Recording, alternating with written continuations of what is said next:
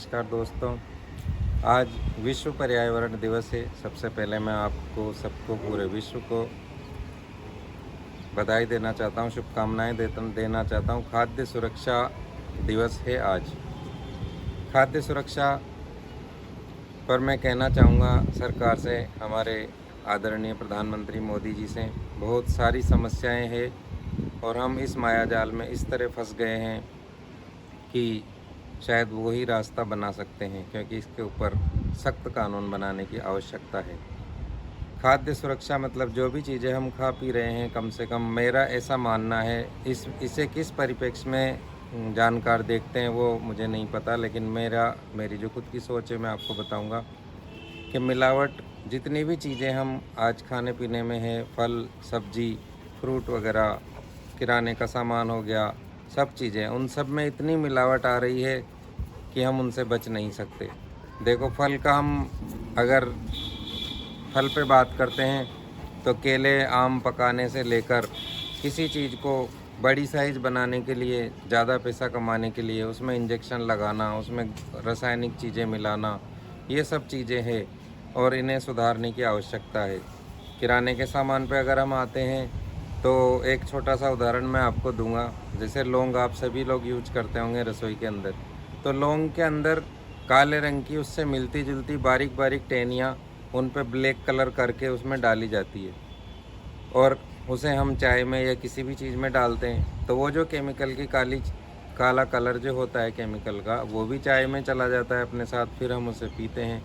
उससे क्या बीमारी होती होगी, ये एक बड़ा सब्जेक्ट है। इसके अलावा भी जितनी भी चीज़ें हैं, सब्जियां और फल तो मैंने आपको बताया, किराने की जितनी भी चीज़ें हैं उसमें घी हो गया, दूध से संबंधित सब चीज़ें आपको जानकारी है। तो इन सब के ऊपर सभी विश्व के नागरिकों की, ख़ास तौर पे हमारे इंडिया में ज़्यादा छूट है मिलावटखोरों को।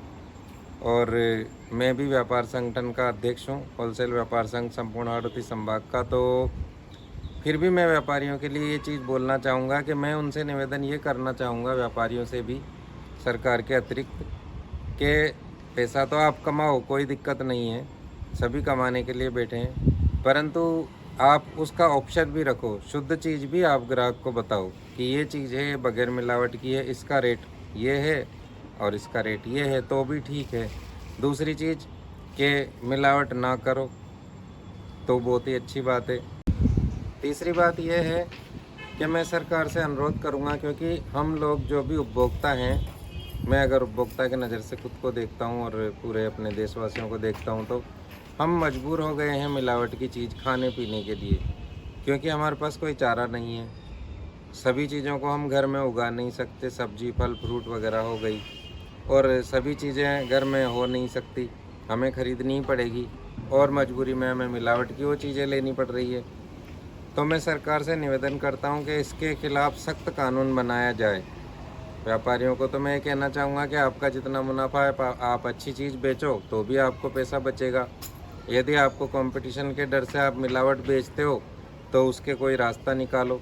सरकार से मैं अनुरोध करूँगा कि इस पे एक सख्त कानून बनाया जाए और व्यापारी भी इसमें अपने मत प्रकट करें और हम सब मिलकर, क्योंकि समझो कि अगर किराने के व्यापारी हैं तो फ्रूट वाले मिलावट कर रहे हैं, फ्रूट वाले हैं तो सब्जी वाले कर रहे हैं, तो हम सबको मिलकर इसमें भागीदारी करनी होगी और अपने देश को, अपनी भावी पीढ़ियों को, हमारी संतानों को, हमारे आने वाले बच्चों को, देश के भविष्य को बचाने के लिए मिलावट से किसी भी तरीके से बचाव की सख्त ज़रूरत है।